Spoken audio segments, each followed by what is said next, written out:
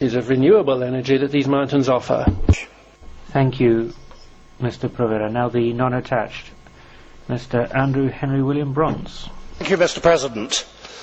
In the Commission work programme for 2010, it was said that the European Union must face up to long-term challenges such as globalisation and must regain competitiveness.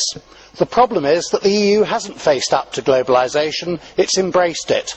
It's allowing a flood of imports from developing economies with wage rates a fraction of those in Europe. The only way in which we could possibly regain competitiveness would be to drive wage rates down to their levels. I'm not, of course, even in favour of membership of the European Union. However, even if I were in favour of it, I would accuse its masters of betraying the economic interests of its peoples. I would say that the EU is not so much a European Union as it is a global union, trying to achieve global mobility of all goods and services. I believe that sovereign nation states should rebuild their manufacturing bases and then protect their markets and the jobs of their nationals. However, my message is also for Europhiles.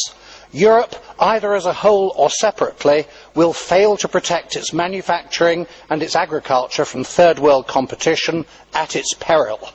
Globalisation must be resisted individually or collectively, or it will destroy us all. The Commission's document refers to the alleged need to develop further legal immigration policies to alleviate the perils of demographic ageing. There is no doubt that ageing populations are a concern in many countries. However, we must examine why the problems occurred.